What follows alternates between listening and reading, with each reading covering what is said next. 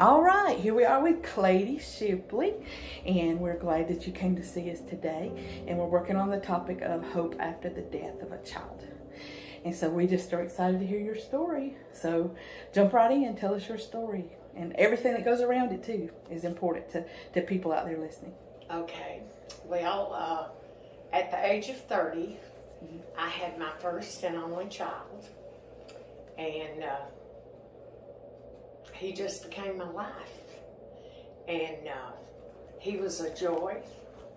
He was a beautiful little blonde-haired, blue-eyed boy. Okay. And he and I just had that special relationship.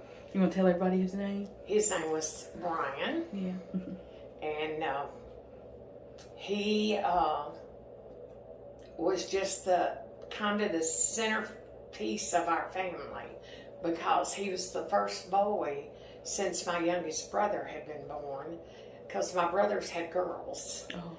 And so he just became everybody's love. Mm. And they watched him play basketball and baseball, and he was in the band at Laverne High School, and they attended ball games just to see him march. And he was a big, healthy boy. Yeah, he was a big boy. He was about 6'3". Wow, yeah. Weighed about 225 pounds. Yeah. And he graduated in 1997, and he decided he didn't know what he wanted to do. And he was working in a factory, and a friend came by and was talking to my husband, actually, on the CB radio, and said that he couldn't get all his crew together to work. He didn't know what he was going to do. Mm-hmm. And he was a drywall hanger. And Spencer said, well, I got a big old husky boy back here that needs a job because he hates what he's doing. Yeah. He said, if you can't get them together, come back. Yeah. Well, about an hour and a half later, he came back. Oh. And we woke Brian up, and he got up and went with him, and he fell in love with drywall hanging. Wow. And so, just a chance opportunity. Yes. And so he became a drywall hanger. And everybody that I talked to said that he was a perfectionist, that it looked as if he beveled the edges of the drywall. He was so good at it, and eventually started his own little business called Big B Drywall. Oh. And he fell in love with four-wheelers. And so he decided to buy one. And he loved it. He would ride. He had a three-wheeler when he was little. We had bought it for him. And he had the little uniform, the little zip jumpsuit thing, and the helmet and everything. And our neighbor at that time would take him out into the field beside us, and they would ride. One time he brought him home, and all I could see was the whites of his eyes. Mm-hmm. He was mud from the top of his head to the tip of his toes. And I told Virgil, the neighbor, I said, you got him out there, you clean him up. You gonna just hose him off? So that love continued until he got grown, and he bought his own. And it was called a Bombardier, and it was huge. Mm. And he would ride any opportunity he got. He would ride as long as he could ride. And on July the 3rd of 2000, they went out to Walter Hill. And I don't know all the circumstances because I wasn't there. I just know what they told me. Mm. I've never been back out there. I don't care to go. But there was a mound of dirt, and they kept daring him to jump the mound of dirt. And finally, he just did it. And we did not know until after that, there was a recall on the Bombardier it's called the leveling mechanism. Mm-hmm. And so when he did the jump, instead of leveling off, it nosedived. Mm. And it threw him off, and he skidded about 75 feet on his head, and then it landed on him upside down. And then it apparently righted itself and rolled off into the woods. And He was carried by ambulance to the hospital, but they could never revive him. They tried, but they could never revive him. He never knew anything from that time on. And it devastated me. Yeah. Because I thought my world was going to end. And it is hard. Every day is hard. Especially this weekend. Because I never really thought I would ever have children. Because I wanted a career. And then when I had him, my whole world changed. And then it's just really hard to go each day. But when he was 20, he met a young lady. They never married, but they had a child. And that little boy is now 24, and he lives with me. And he looks just like and his he's daddy. Just like his daddy. Yeah. And he's a spitting image. Has ways like him, even though he was 18 months old when his daddy died. But he's a good kid. He loves his Nana, and he takes really good care of me. And tell everybody his name. His name is Ashton. I almost said Casey because he goes by Casey at work. Oh, really? But his name is Ashton, and he's just, nothing will ever replace Brian. Ashton does not replace him, but Ashton helps to fill the void. And I don't compare the two because they're nothing alike. He looks like his dad, but he's totally different. Yeah. Brian was an outdoorsy person. Brian liked to camp. He liked to build fires and cook outside. He liked to dig a hole in the ground and put a Dutch oven in it and cook a cobbler. You know, he just loved the outdoors. He was an Eagle Scout. Ashton is the opposite. He's a gamer. He would rather be sitting in the house playing video games. And he just redid his room at my house. And he's got wall-to-wall computer and monitors. He's got a 72-inch TV. He's got all these game systems, even on his phone. So he's just the opposite of his dad. And I say it's because when he was little, before his dad died, they would sit in the bedroom and play games, and they would have the baby in their lap. And so he sat there and watched them play those video games, and I believe they just embedded it in his brain. So, how long was it after Brian died that you found out about Ashton? I knew about you already Ashton. knew about it, you know. Ashton and his mom already lived with us. Oh, okay. When Brian got killed. Oh, wow. So I knew about Ashton from the get-go. Yeah. They never kept it a secret. They never hid it from me. Okay. She became a part of our life, you know. I wasn't going to shut my door on her. I just couldn't do that. Yeah. And because she was grieving too, right? Yes, yes. And I don't think she ever really fully grieved. I think that's what hampered mine and her relationship. Yeah. Is that she didn't really fully grieve and was in a way jealous of my relationship with my child. But I tell everybody, if they ask me if I can explain it, I don't know that you can ever explain losing your baby.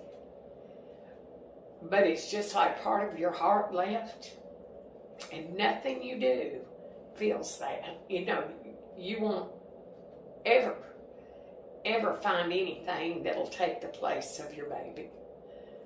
The void never goes away. No. And I know you love the Lord, and you did things at the church and all this, and that, even that, there's still a hole there. I try to stay busy a lot of times just so I don't bang. Because now with Spencer being gone, it's even harder because you don't have...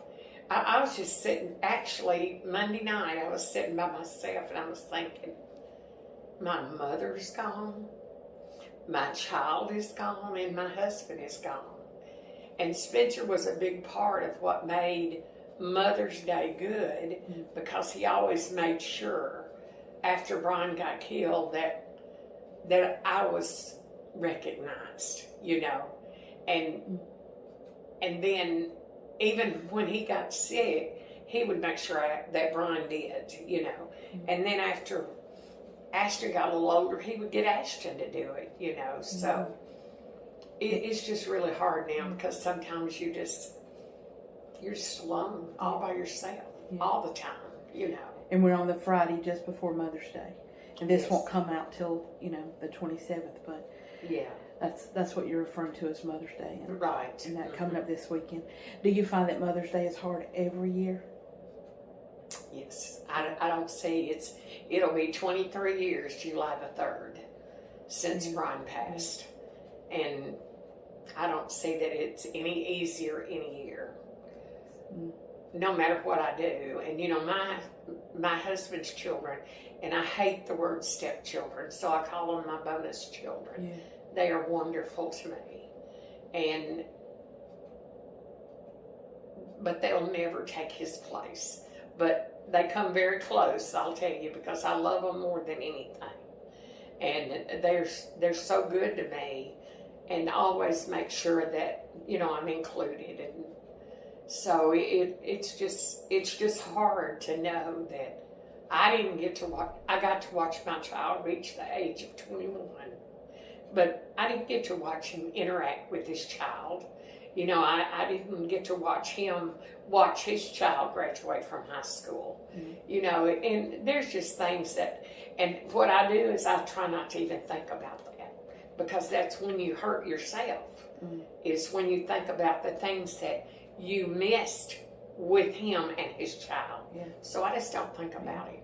Yeah, because it's not just the loss of your child, it's all the losses that come later on when you see other people actually doing things that you know your child would have been doing, and you could have been a part of it, and you can't. Right. So, and a lot of people don't understand that. The loss is just exponential over time. Right. And people who never lost a child, they're quick to, you know, kind of say, well, it's time, or get past it, or whatever. But until you've actually walked through that, you don't understand. There is no time limit on grieving for your child. There's no time limit on grieving for your spouse. But, you know, grieving for your child is a totally different aspect. My grief for Spencer, I mean, he'd been sick a long time. Yeah, Parkinson's, right. Yeah. 29 years. Wow. Well, he had a stroke. Yeah. Oh, yeah. In 1990, and then because of the delayed brain activity, it caused him to have the Parkinson's. So, in the last probably 18 months of his life, he was totally bedridden. And then we went into hospice from June to he died in November, you know. So, but my grief for him is different because it was a step thing. You know, we went through different stages. You got to say your goodbyes along the way. Right. And then with Brian, it was instantaneously. It was like he was injured, he was taken to the hospital. He never knew I was there, you know. And my very last words to him was, they let me go in there by myself, and I asked that nobody else go with me. It was just the patient advocate that went with me. And I said, you know, buddy, this is where we started together, just me and you. And this is where we say our goodbyes, just me and you. Was it the same hospital? Oh, okay. Very same hospital. 21 years later. Yeah. So, but my grief for my child will never end. It'll never stop. It'll be till the day I die. And that's not a choice for you. You still love the Lord. You're still doing what God's called you to do, even though you've had some health challenges and things. You still do. You know, you go to church and you do. You're active. You participate. You know, you're encouraging other people. You haven't just stopped living. No. But it's not a choice in your mind that you can just cut him out like that and be done with it. Yeah. No, I don't know that there's ever a day that I don't think about him. Yeah. I don't think about him every minute of the day. I don't go into pity parties, you know. I'm not a pity party person. No, you're not. And but to say, oh gosh, I wish I could see him one more time. Yes. Oh, because when he left you, he was perfectly healthy. Yeah. It's different than if someone was sick and Yeah. you wouldn't call him back. Yeah. But the last time you saw him, he was strong. Yeah, he was strong and healthy and living his life. You know. Well, he had worked all day that day, Yeah. and came home and got his 4-wheeler, and they went to out there to Walter Hill. Is where they were. And what was so funny was that afternoon, my mom had just a little inpatient surgery that day, and so I was at her house and I went home. And when I got home, Brian's dogs had gotten in the trash and scattered it all over the backyard. I'm telling you, I was so mad. So I called out to the parents of the girl, you know, I call them his in-laws, and her little sister answered, and I said, where are they? And she said, they're out in the field. And I said, will you tell him I'm going to kill him when he gets home, because his dog has scattered trash everywhere and I got to pick it up. And then he got killed that night. So, you know, but do I wish he'd have never bought that thing? Yes. Do I wish I had talked to him? For days, I didn't eat anything. For days. I might take a drink of something because it was supper time. And Brian was a big supper eater. And you're a big supper cook. You like to cook supper. And I just could not imagine him dying without having dinner. And I would just cry. I would go to fix something to eat, and I couldn't even fix it because I'd be crying so hard I couldn't even see the stove. And last night, actually, I posted on Facebook pictures of him, and I cried. I was crying so hard I couldn't hardly see what I was writing. Really? But is that where you get a lot of your love for, like, entertaining and I know you always like to feed people and make them feel welcome and things. No, growing up as a child, my dad was an alcoholic, and my mom had 5 children, and a lot of times she struggled to make sure we had what we needed. Now, we didn't always have what we wanted, but 90% of the time we had what we needed. And I just always made it a point that I wasn't going to be hungry. And if I knew anybody else was hungry, I was going to feed them. Yeah. And so that's my thing with feeding people. It's not necessarily just entertaining people, but it's being able to know that I have... That's your love language. That's the way you love people too. Yes, that I make sure that if they're hungry, they get something to eat. And so that's the reason for that, you know. But it drove me crazy to think. And Brian did not like total darkness. He just did not like total darkness. And that drove me crazy too. Really? So how so? When you said like to drive you crazy, what part of your mind, where did it go? Yeah. I knew he was going to be put in the coffin. And that just tore me up. Yeah. How did you get past that, Claytie? I never have. I just, he loved to eat so good that I've just kind of smoothed it out by saying he loved to eat so good, and Jesus has a banquet table full of food. And I know that's where he is. And he is the light. Yeah. And I just kind of smoothed it over that way by thinking, you know, I know he's not hungry. I know he's safe and he's taken care of. So he wasn't perfect. He made mistakes. He made some bad choices, but all in all, he was a good kid. Good kid. But it aggravates me when people think, well, you ought to be over this by now. You ought to not be tearing up and getting all upset when, like going to a friend's house after so many years of being in scouts and stuff. It was very hard on me at first when we would go to gatherings and there would be a lot of the boys there that had been in scouts. girls. Right. You know, that was very hard on me. Because it was kind of like in your face that there's one missing. And he's well, mine. you know, mine wasn't there. Yeah, that's what I'm saying. And I didn't get to enjoy the camaraderie of watching them.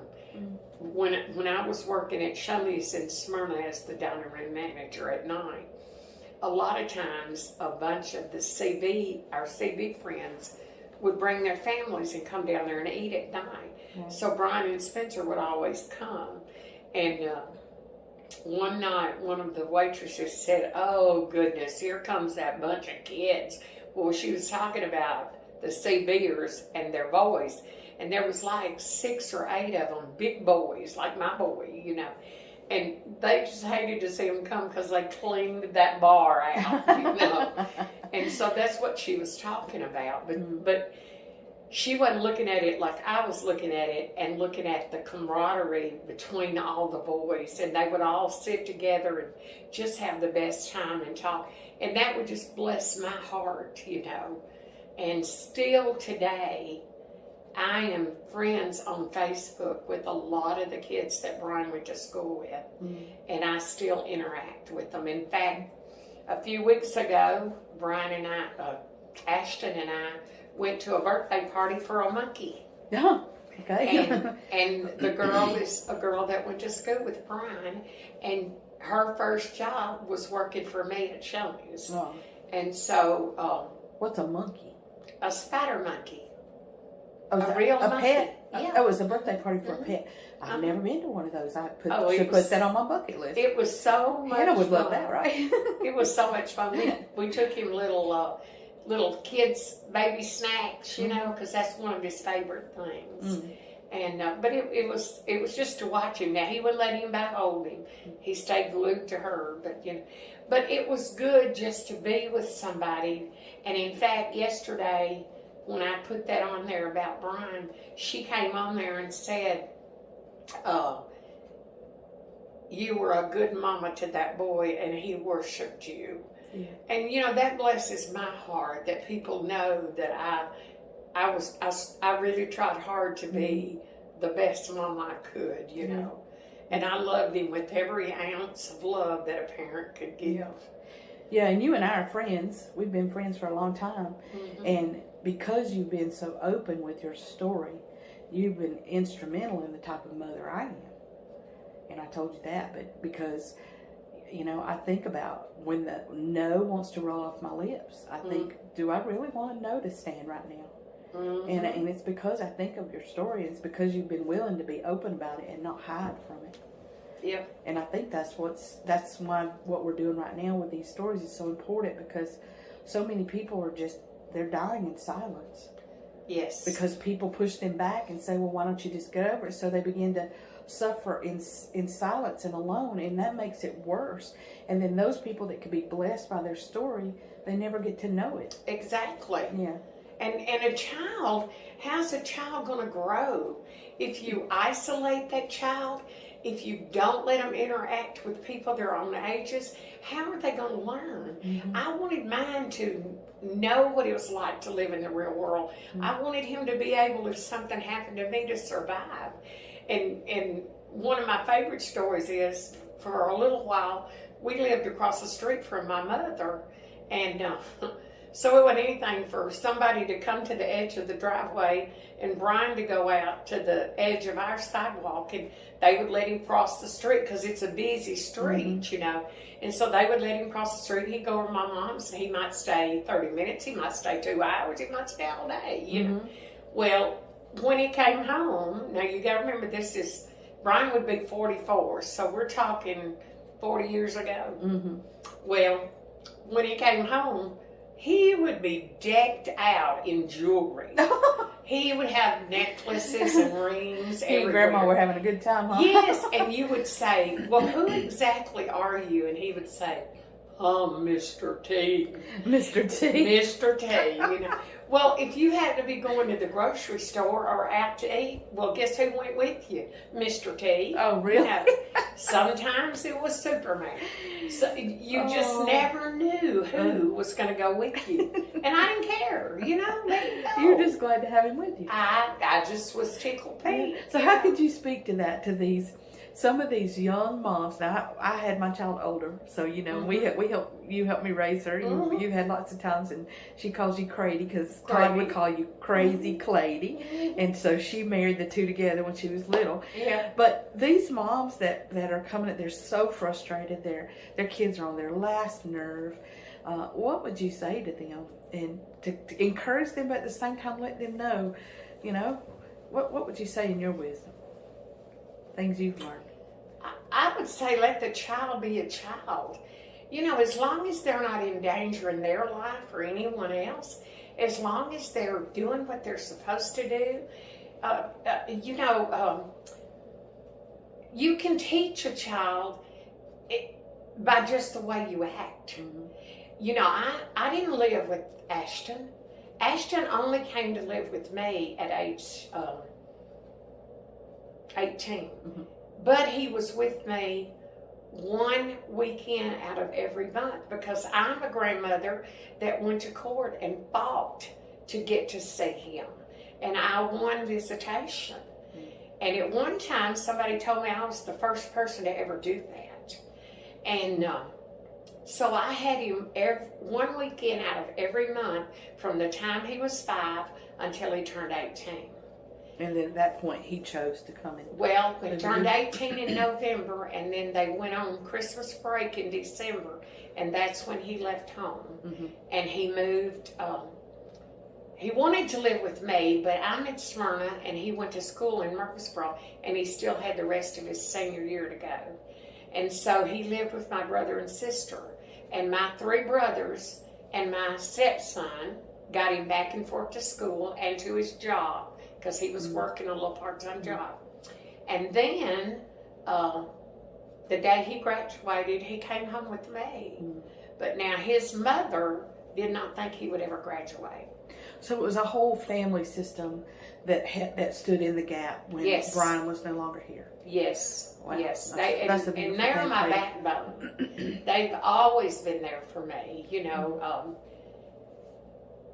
one of my brothers has had a stroke, and he has what they call essential tremors now. Oh, really? And he's not really able. But when Ashton went and bought his first car, Dwayne went with him and spent the whole day with him looking at cars, and he bought a car, you know. And so it was more of an enjoyment of just that loving each other. Yes. And not like a duty.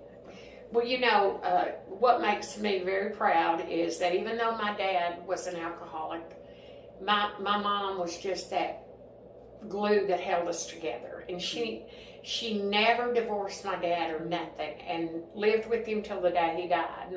My dad died many years ago at an early age. He died in 1972.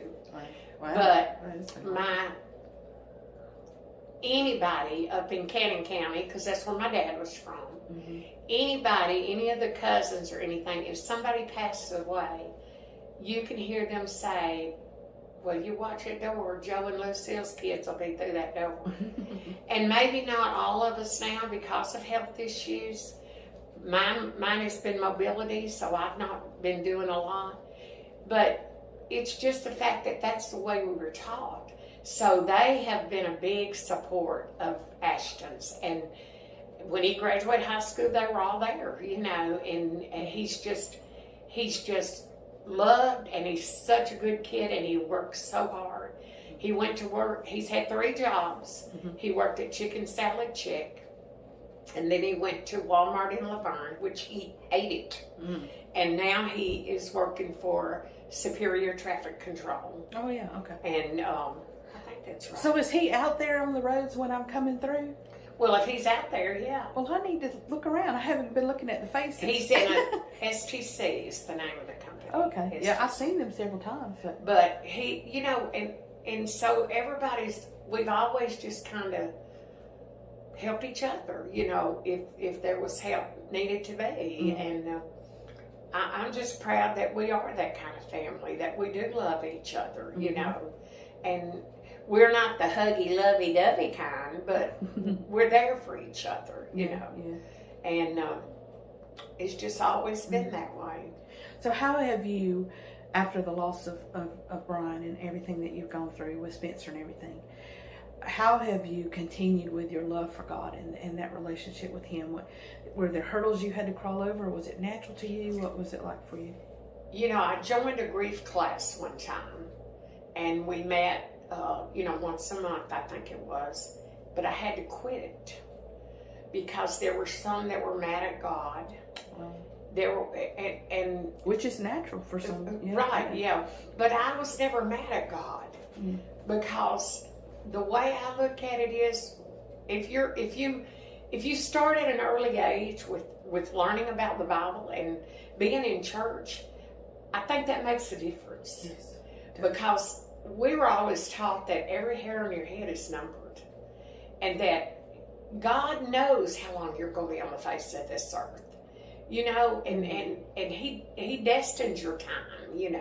You may not know, I may not know, but God knows. And God didn't take my child out of revenge, or He didn't take my child to punish me. That He knew the day that child was given to me, how long I was going to have him. And so I just feel like that's just part of life.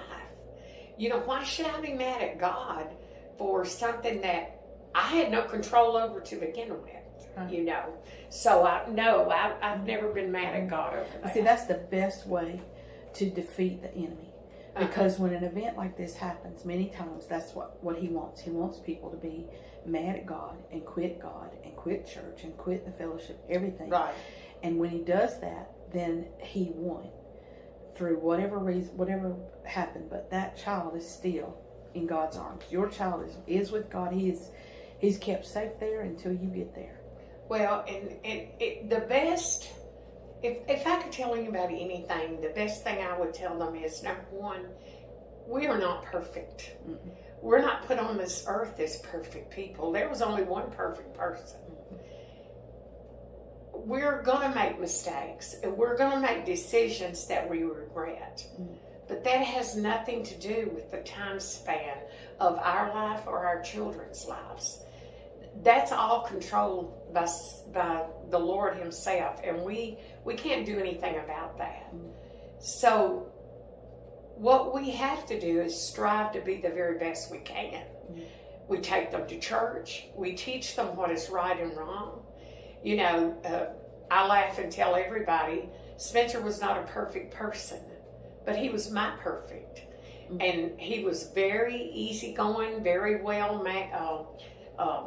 easy-mannered as far as, he didn't get really irate with me or very upset with me, but believe you me, he'd tell me when I was wrong, and he'd set me on the right path, And that's what I say about your child. So what if he dressed up like Mr. T?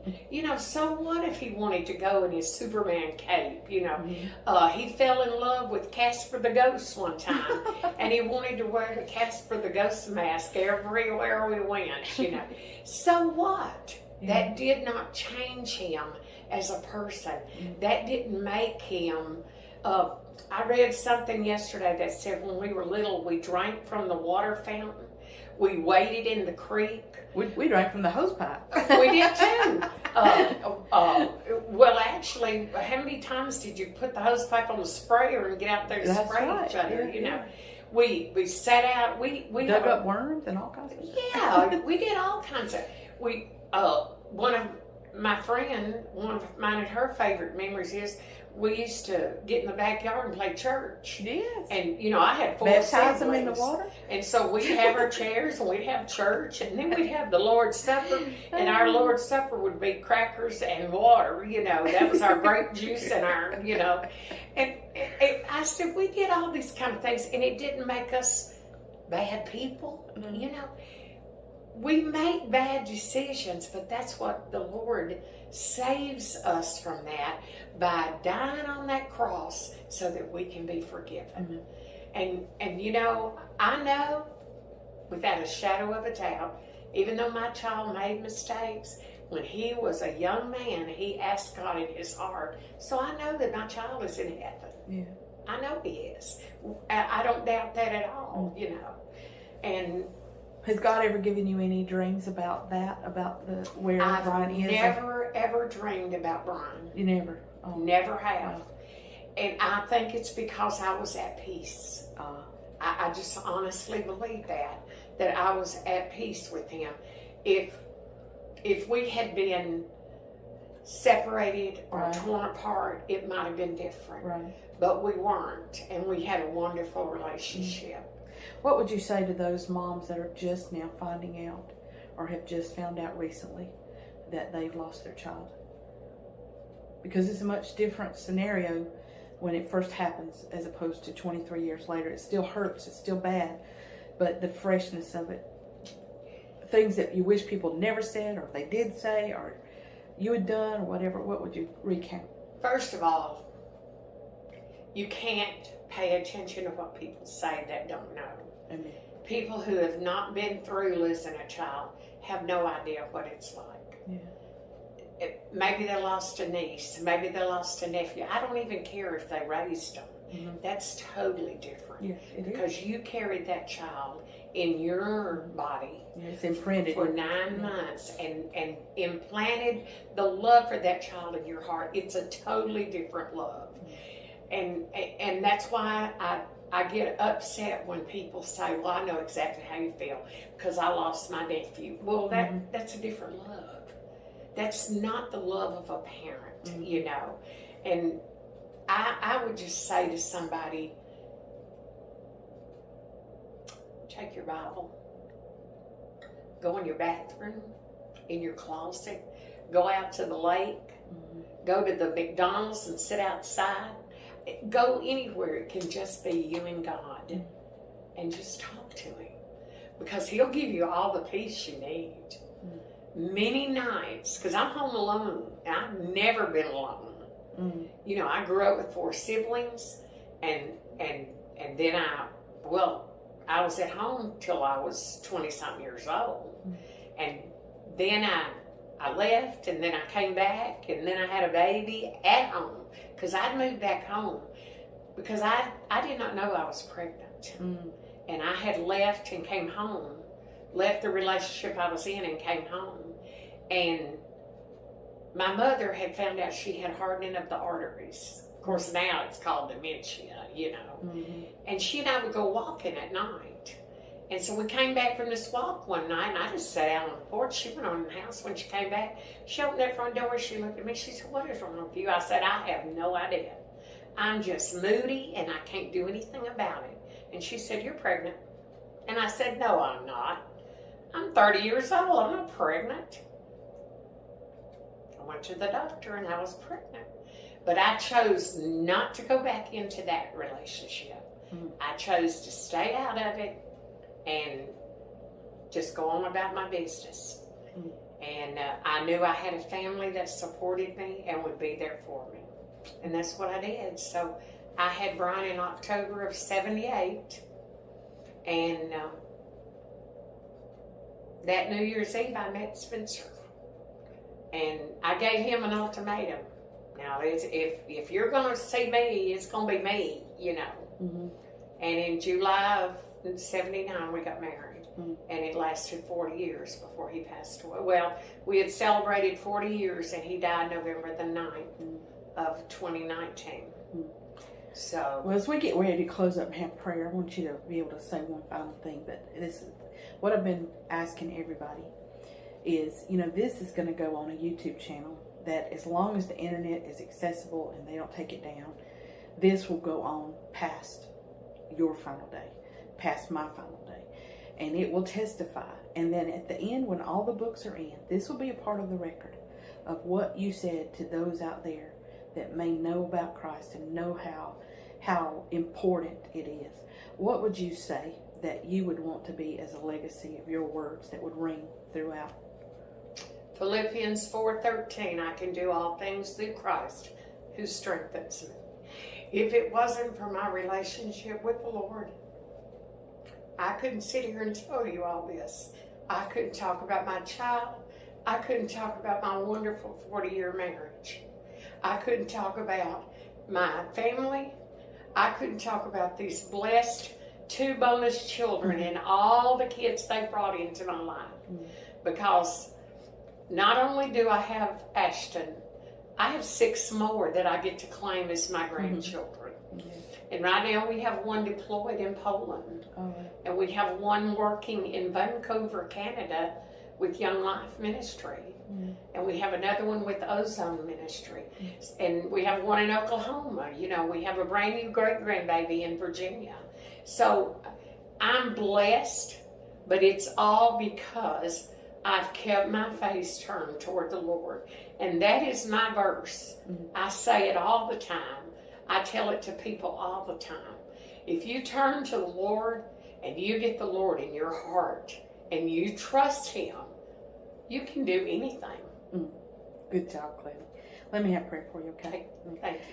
Dear Heavenly Father, Lord, I just thank you for Claytie's heart. I thank you for, Lord, her tender ways. And Lord, I know that she is a woman after your heart. Lord, I know that she loves you. Lord, and I'm so sorry that she lost Brian, but I know he's in safekeeping for you. And thank you that Ashton is here, Lord, and that he's here giving comfort to his grandmother. Lord, I pray for this family as a whole. I pray that they will continue to love each other. Lord, as some of them age and have issues, I pray that everyone will still come around and help. And Lord, I pray for the church that Claytie is associated with. Father, bless them. Lord, grow them. Mature them in ways that you need for them to be mature, Lord, and love them in ways that maybe they don't even know that they need to be loved, Father, because you know all things. Thank you for this final legacy word that she can do all things through Christ who strengthens her. Lord, and I pray for anyone that is listening throughout time, that will ring into their heart, that they have no power to do anything or overcome anything without you. So, Lord, we give it all to you, and we say thank you for this blessing of being able to tell this story. And, Lord, just glorify yourself through it. In Jesus' name we pray. Amen.